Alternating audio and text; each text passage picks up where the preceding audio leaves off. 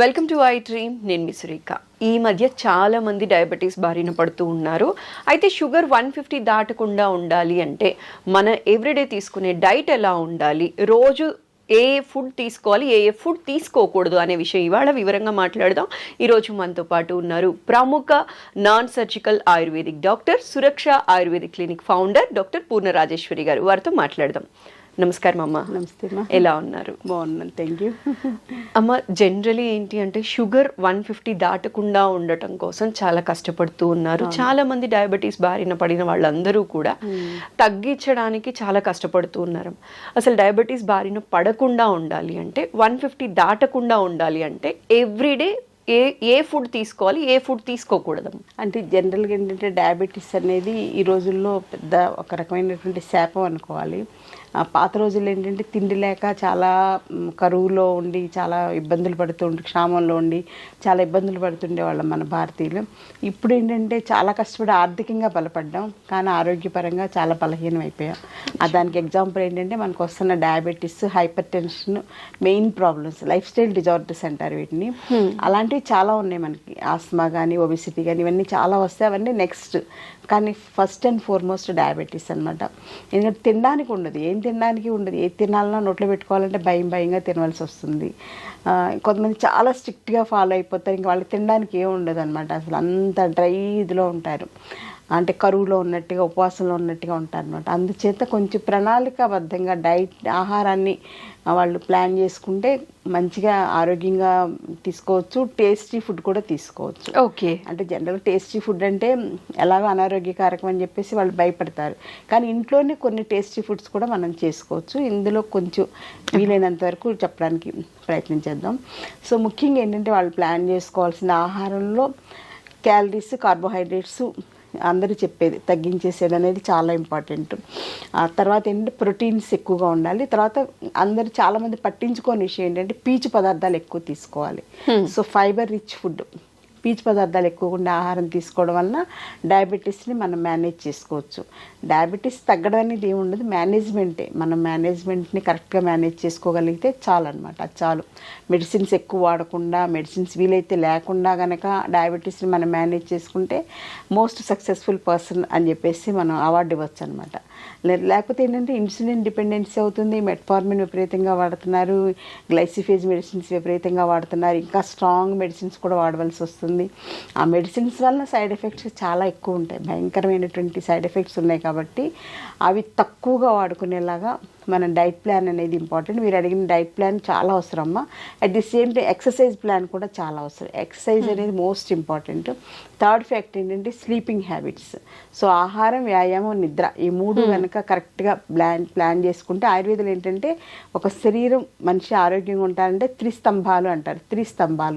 త్రిస్తంభాలు ఏంటంటే ఆహారం, వ్యాయామం, నిద్ర. ఈ మూడు కరెక్ట్గా మేనేజ్ చేసుకుంటే ఎటువంటి వ్యాధులు రాకుండా ప్రివెంటివ్ కేర్గా మనల్ని మనం హ్యాపీగా ఉంచుకోవచ్చు, హెల్దీగా ఉంచుకోవచ్చు. అట్ ది సేమ్ టైం వ్యాధులు వచ్చినా కూడా మన మేనేజ్మెంట్ అనేది ఈజీగా ఉంటుంది అనమాట. సో దానికి ఏంటంటే ముందు ఫస్ట్ పాయింట్ డైట్ గురించి చూద్దాం. డైట్లో ఎర్లీ మార్నింగ్ లేచిన వెంటనే మంచినీళ్ళు తాగడం అనేది ఫస్ట్ స్టెప్. వీలైతే గోరువెచ్చటి నీళ్ళు తాగడం. తర్వాత సెకండ్ పాయింట్, రాత్రి కొంచెం పడుకోబోయే ముందు కొంచెం మెంతులు, జీలకర్ర, ధనియాలు నానబెట్టేసుకుని ఉదయం ఫస్ట్ డోస్గా మంచినీళ్ళు తాగడం అయిపోయాక 7-8 మధ్యలో ఈ నీళ్లు తాగేయడం అనేది ఇంపార్టెంట్.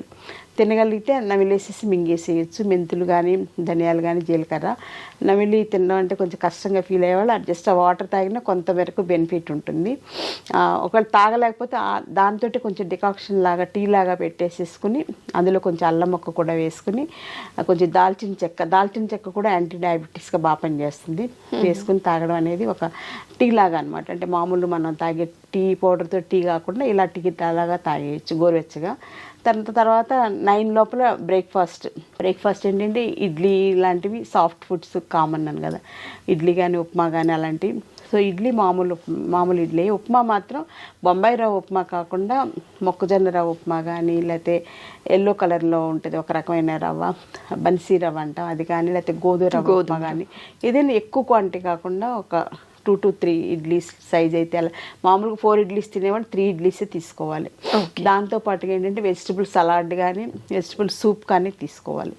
అంటే ముఖ్యంగా క్యాబేజ్ ఫైబర్ బాగుంటుంది కాబట్టి క్యాబేజ్ బాగా తీసుకోవచ్చు, క్యారెట్ వేసుకోవచ్చు, బీన్స్ వేసుకోవచ్చు, ఇంకేదన్నా మనకు అవకాశం ఉంటే వేసుకుని అవన్నీ ఉడకబెట్టేసేసుకుని అది కొంచెం ఉడకనివ్వాలన్నమాట. కొంచెం ఒక 5 minutes ఉడికాక అది వడకట్టుకుని సూప్ లాగా తాగేయచ్చు లేదా సలాడ్స్ లాగా తీసుకోవచ్చు. అందులో టేస్ట్ కోసం కానీ కొంచెం ఉప్పు వేసుకోవచ్చు, కొంచెం నిమ్మరసం కూడా వేసుకోవచ్చు, కొంచెం మిరియాల పౌడర్ కూడా వేసుకోవాలి. మిరియాల పౌడర్ కూడా డయాబెటీస్కి మంచిది కాబట్టి అలా తీసుకోవచ్చు. అది బ్రేక్ఫాస్ట్ టైంలో అంటే ఇడ్లీ క్వాంటిటీ కొంచెం తగ్గించుకుని ఆ ప్లేస్లో సలాడ్స్ తోటి ఫిలప్ చేసుకున్నాం అనమాట.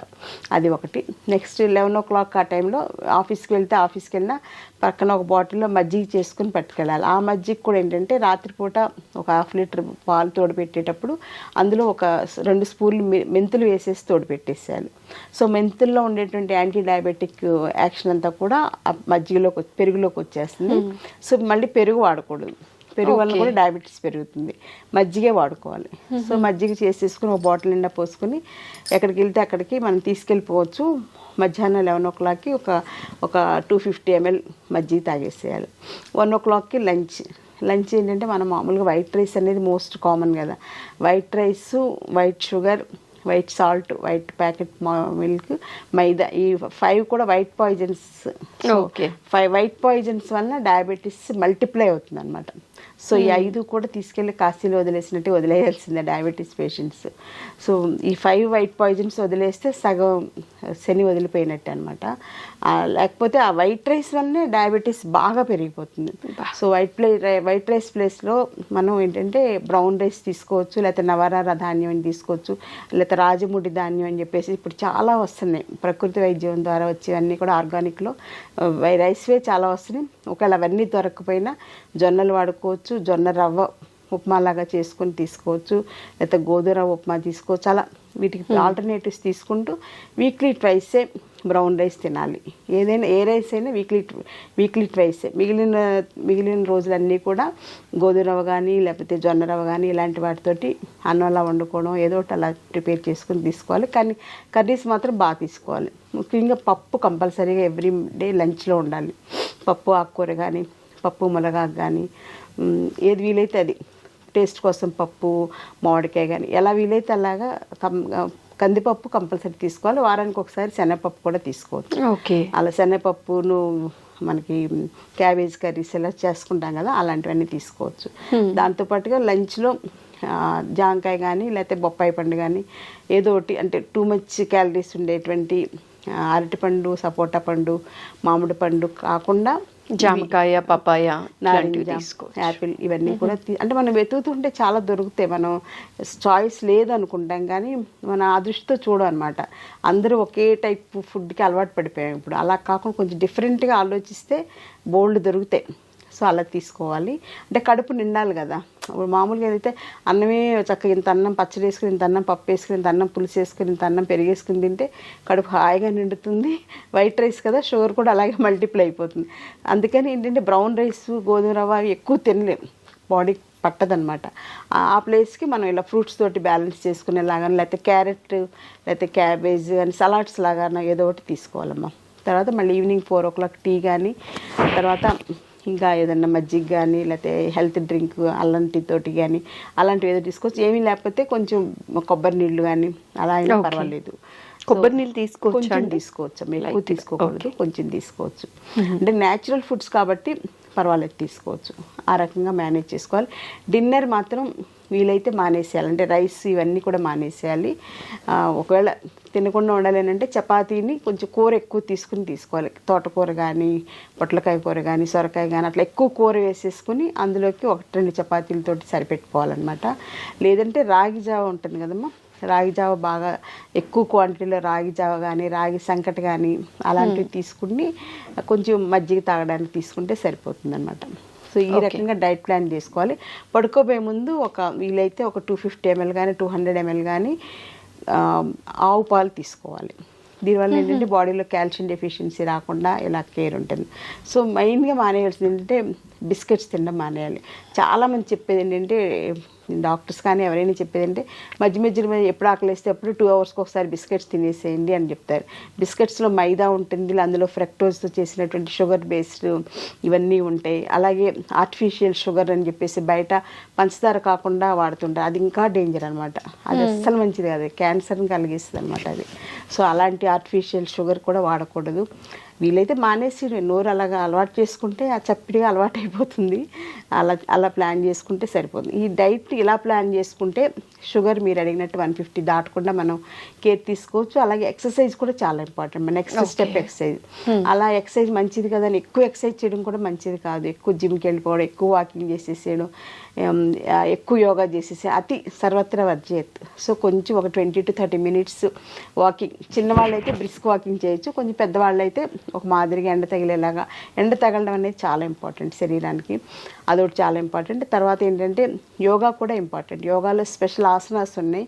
పశ్చిమోత్తాసనం, ఇలాంటి ధనురాసనం, ఇలాంటివన్నీ కూడా ప్యాంక్రియాస్ మీద, తర్వాత మూత్రపిండాలు ఉంటాం కదా, కిడ్నీస్ మీద పనిచేసేలాగా ఉంటాయి.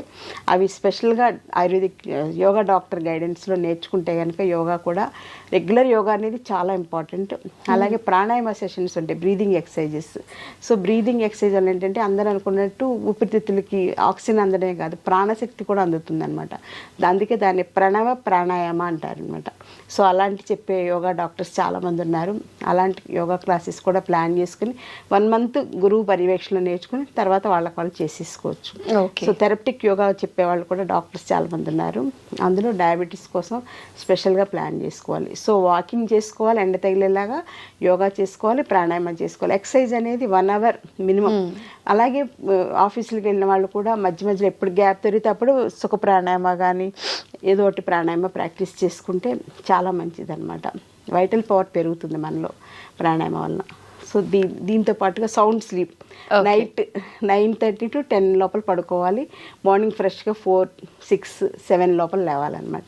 ఇంకా 7 దాటి నిద్ర లేస్తే అసలు వాళ్ళకి ఆ రోజంతా కన్ఫ్యూజను, మెటబాలిజం అంతా కూడా ఇర్రెగ్యులర్ అయిపోతుంది. సో డయాబెటీస్ అనేది మెటబాలిక్ డిజార్డర్ కాబట్టి మన శరీరంలో ఉండేటువంటి మెటబాలిజంని మనం కోఆర్డినేట్ చేసుకుంటూ అనుసంధానంగా ఆహారం, వ్యాయామం, నిద్ర ప్రణాళికాబద్ధంగా చేసుకుంటే డయాబెటీని అధిగమించవచ్చు. అలాగే డయాబెటీస్ తోటి మేనేజ్ చేసుకోవచ్చు. డయాబెటీస్ వల్ల సో మెనీ కాంప్లికేషన్స్ వస్తాయి అన్నమాట. అంటే ముఖ్యంగా రెటినోపతి, నెఫ్రోపతి, న్యూరోపతి, ఇలాంటి కార్డియోపతి, ఇలాంటివన్నీ రాకుండా మనల్ని మనం కాపాడుకోవాలంటే మీరు అడిగినట్లుగా షుగర్ లెవెల్స్ ఫాస్టింగ్లో 150 80% దాటకుండా కేర్ తీసుకోవాలి. అలాగే కొంచెం టేస్టీ ఫుడ్స్ కూడా ఇంట్లో చేసుకోవచ్చు. మనం సపోజ్ బయట చెత్త బిర్యానీ తింటూ ఉంటారు, అలా కాకుండా మనం ఇంట్లో వెజిటబుల్ బిర్యానీ, ఎక్కువ క్యాబేజ్ ఇవన్నీ ఎక్కువ వేసి, క్యాబేజ్ కానీ క్యారెట్ కానీ ఇలాంటివన్నీ వేసుకొని, బీన్స్ ఇవన్నీ ఎక్కువ వేసుకోవాలి. కొంచెమే రైస్ వేసుకోవాలన్నమాట. ఆ రైస్ వెజిటబుల్స్ ఎక్కువ ఉంటాయి అప్పుడు అలాంటి బిర్యానీ మనం టేస్టీగా చేసుకుంటే చాలా బాగుంటుంది అనమాట. బయట దొరికే వాటికన్నా కూడా. బయట ఏంటంటే వాళ్ళు కలర్స్ వేస్తుంటారు, కెమికల్స్ వేస్తుంటారు రుచి కోసం ఎక్స్ట్రా. అవన్నీ కూడా శరీరానికి చాలా డ్యామేజ్ చేస్తాయి. ఎంత అంటే రకరకాల వ్యాధులు వస్తాయి, డయాబెటీస్, ఒబెసిటీ ఇవన్నీ ఎలాగో వచ్చేస్తాయి. వాటిని అధిగమించి క్యాన్సర్ లాంటివి కూడా ఈ ఫుడ్స్ వలన వస్తున్నాయి. కాబట్టి అందులో ఫుడ్స్లో వేసే కలర్స్ మోస్ట్ డేంజరస్ అనమాట.